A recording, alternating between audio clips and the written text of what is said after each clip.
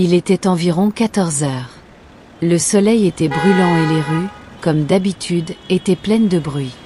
Les voitures klaxonnaient sans arrêt, les vendeurs ambulants interpellaient les passagers, et les gens se précipitaient dans tous les sens, transpirant sous la chaleur. Elle se tenait à ce carrefour très fréquenté, attendant une occasion de traverser. Elle n'avait rien de spécial. Juste une fille comme les autres, vêtue de vêtements simples, tenant un petit sac en plastique et paraissant fatiguée. Elle remarqua une vieille femme qui peinait à traverser.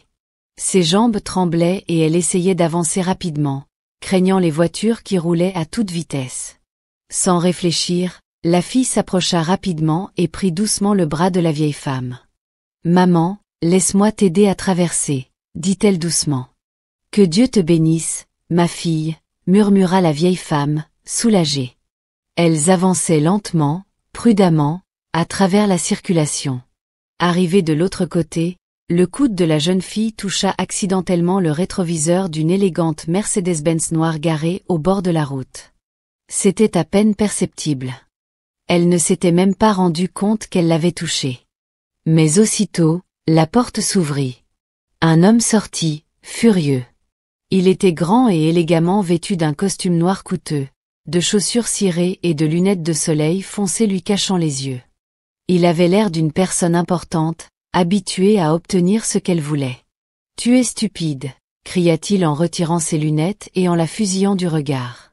Elle s'arrêta, confuse, tenant toujours la main de la vieille femme. « Monsieur, vous avez touché ma voiture. Savez-vous seulement combien coûte cette voiture ?» cria-t-il de nouveau en s'approchant. Elle regarda rapidement la voiture, confuse, et secoua la tête nerveusement. « Monsieur, je ne m'en étais même pas rendu compte. » Avant qu'elle ait pu terminer, il leva la main et la gifla violemment. Les gens autour s'arrêtèrent instantanément. La rue redevint silencieuse un instant. Tout le monde se retourna pour regarder. La gifle résonna bruyamment. Sa joue devint instantanément rouge. Le sac plastique qu'elle tenait lui échappa des mains et atterrit doucement à ses pieds. Elle resta figée, les yeux grands ouverts, sous le choc. Elle n'arrivait pas à croire ce qui venait de se passer. « Regarde-toi », continua l'homme en la pointant du doigt avec colère. « Les gens comme toi touchent toujours à des choses qu'ils ne peuvent pas se permettre. Sais-tu qui je suis ?» Elle voulut parler, se défendre, s'expliquer, mais rien ne vint. Elle se tenait là, silencieuse, la joue en feu, les larmes aux yeux. Quelques personnes secouaient la tête en silence, détournant le regard. Certains sortaient leur téléphone et enregistraient en silence. Mais personne ne s'avança. Personne ne la défendit. La vieille femme lui serra doucement la main en murmurant « Ma fille, laisse-le. Dieu regarde. » Lentement, la fille se pencha et ramassa son sac en plastique par terre. Elle prit une profonde inspiration, sa voix à peine audible. « Maman, allons-y. » Elle n'a pas pleuré. Elle n'a pas crié en retour. Elle ne s'est pas débattue. Elle s'est simplement retournée lentement, tête baissée, humiliée et honteuse. La foule la regardait s'éloigner en silence, dignement. La vieille femme la serrait fort par le bras. L'homme en costume siffla bruyamment, essuya le rétroviseur de sa voiture avec un mouchoir blanc et remonta dans sa voiture. Il claqua la portière et démarra comme si de rien n'était. Mais ce qu'il ignorait, c'est que la fille qu'il avait humiliée devant tout le monde n'était pas ordinaire. En fait, c'était quelqu'un dont il connaîtrait bientôt le nom et le visage. C'était la fille de l'un des hommes les plus riches du pays. Elle revenait tout juste de l'étranger après de nombreuses années d'absence.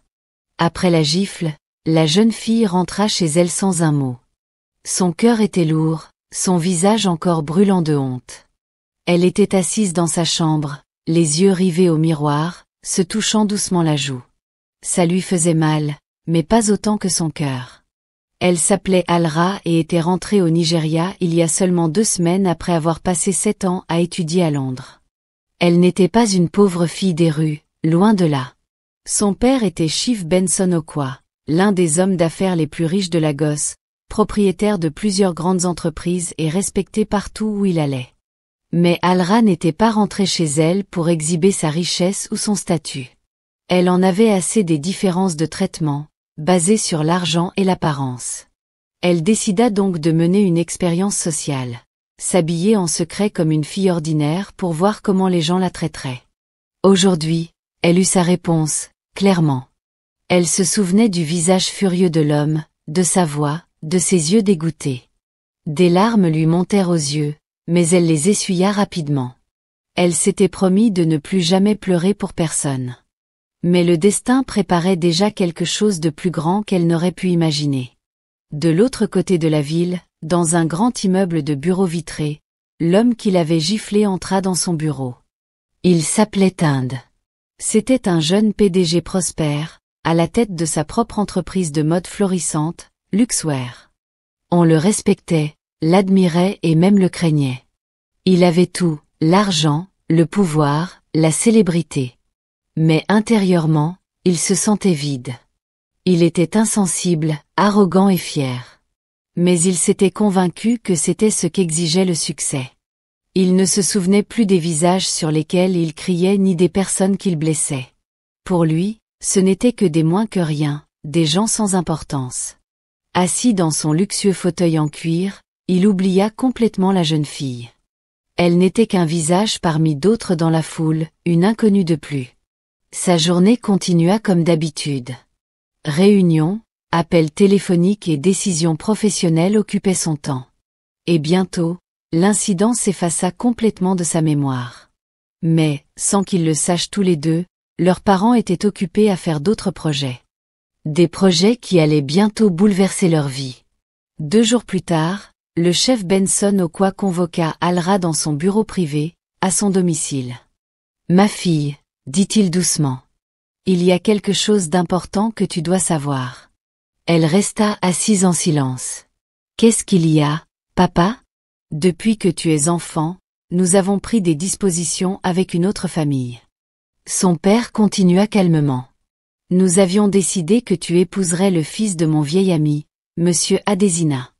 Cela devait renforcer nos entreprises familiales. » Alra fut choquée. « Marie, papa, tu ne m'avais jamais dit ça auparavant. »« Je sais, » dit doucement le chef Benson. « Je voulais que tu termines tes études d'abord. Mais le moment est venu. Les 2 familles ont convenu de vous présenter lors d'un dîner privé demain soir. » Alra ne protesta pas. Elle avait confiance en son père. S'il avait choisi cet homme, c'était qu'il y avait forcément une bonne raison. De l'autre côté de la ville, presque au même moment, les parents de Tinde lui disaient la même chose. « Tinde, » dit son père sérieusement. « Il est temps pour toi de te poser. Nous avons arrangé ton mariage quand tu étais jeune. C'est la fille du chef Okwa, issue d'une des familles les plus riches et les plus respectées du pays. » Tinde fronça les sourcils, agacé. « Papa, tu as arrangé ça sans me demander mon avis ? » « Oui, » répondit fermement son père. « La décision est prise. Tu la retrouveras demain soir. Elle est intelligente, a fait ses études à l'étranger et est très belle. Tu me remercieras plus tard. » Tinde soupira, acquiesçant à contre-cœur. Il n'avait d'autre choix que de respecter la volonté de son père. Ni Tinde ni Alra ne se doutaient qu'ils s'étaient déjà rencontrés. Violemment, honteusement, et sans se reconnaître. Et ils ignoraient encore un secret encore plus profond. Ils n'étaient pas seulement des étrangers fiancés, mais des amis d'enfance. Les plus proches amis qui avaient tout partagé avant que la vie ne les sépare.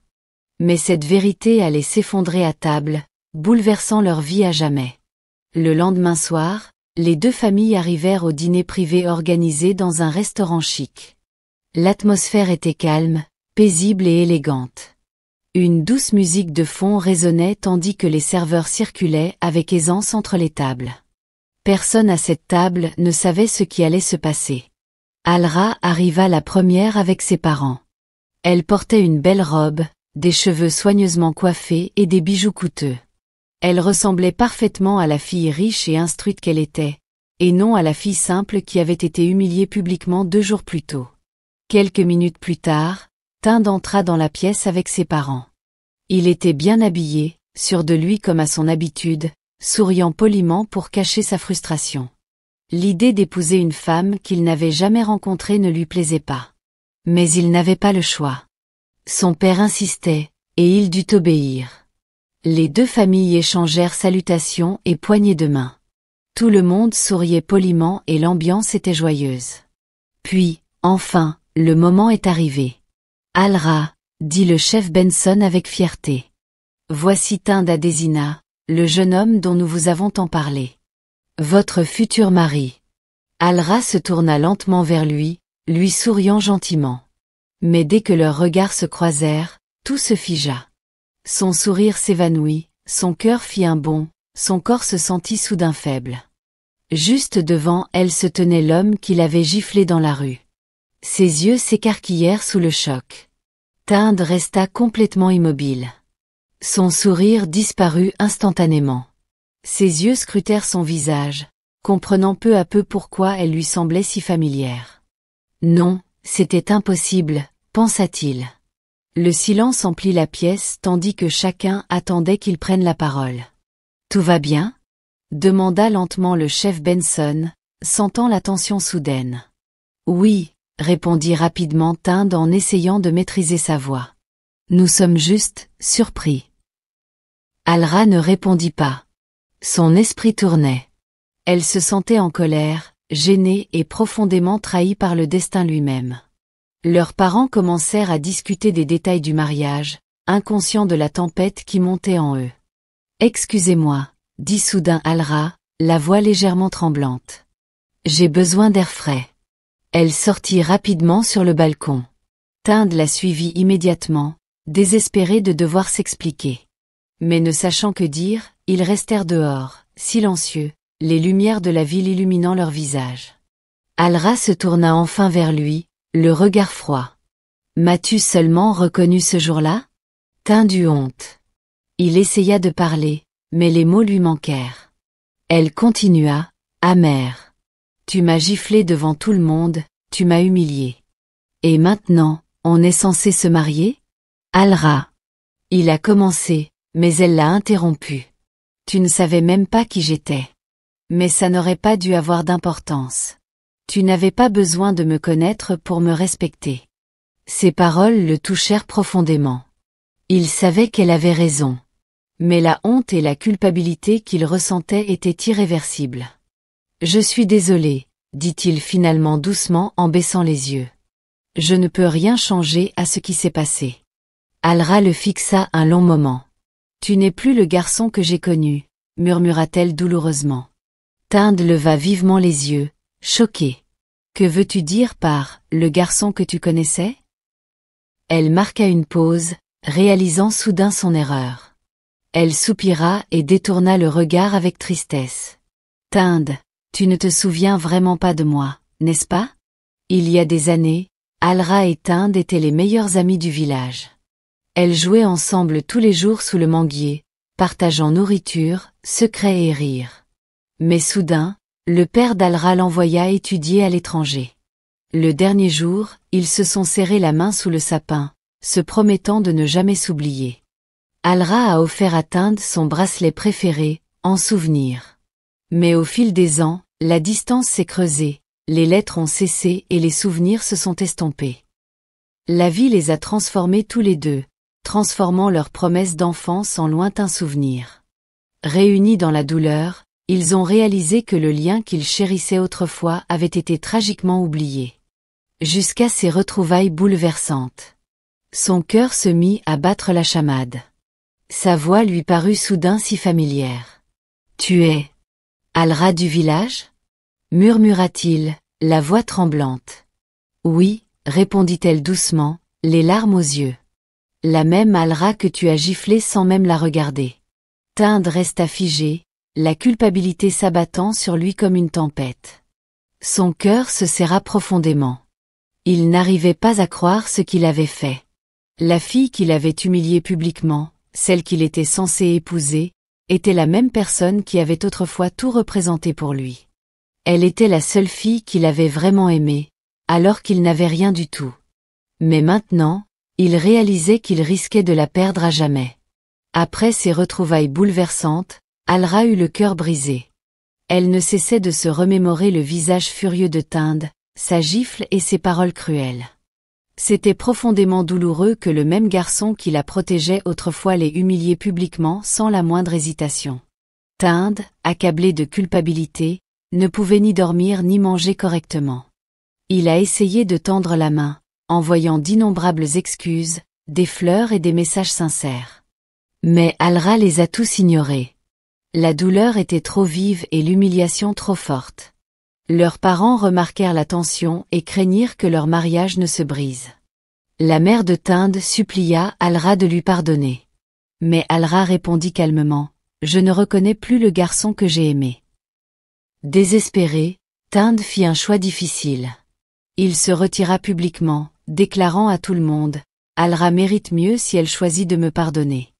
Ce doit être son propre choix. » Alors qu'ils s'éloignaient, la tristesse envahit leur cœur. La distance entre eux s'agrandit douloureusement, et l'espoir d'un avenir meilleur commença peu à peu à s'estomper. Alra regrettait le garçon qui avait autrefois tout représenté, mais sa fierté et sa douleur la tenaient à distance. Tous deux se sentaient brisés, incertains que les profondes blessures qui les unissaient puissent un jour guérir. Les mois passèrent tranquillement. Alra reprit lentement sa marche en avant, se consacrant à des œuvres caritatives et à aider les autres. Un jour, elle apprit l'existence d'un nouveau refuge pour jeunes, la Fondation Alra, construit anonymement. Curieuse, elle s'y rendit. Le choc la saisit lorsqu'elle vit Tinde travailler tranquillement, jouer avec les enfants, enseigner et sourire sincèrement. Il avait l'air humble et sincère, complètement différent d'avant. « J'ai construit ça pour toi, Alra », avoua-t-il doucement. Non pas pour te reconquérir, mais pour te remercier. Tu m'as fait comprendre qui je ne voulais plus jamais être. Son changement sincère l'a profondément émue. Peu à peu, la confiance a commencé à revenir dans son cœur. Des semaines plus tard, Tinde rendit respectueusement visite à la famille d'Alra.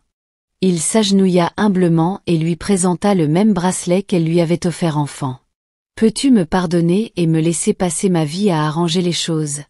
demanda-t-il sincèrement. Ses yeux se remplirent de larmes tandis que de vieux souvenirs lui revinrent.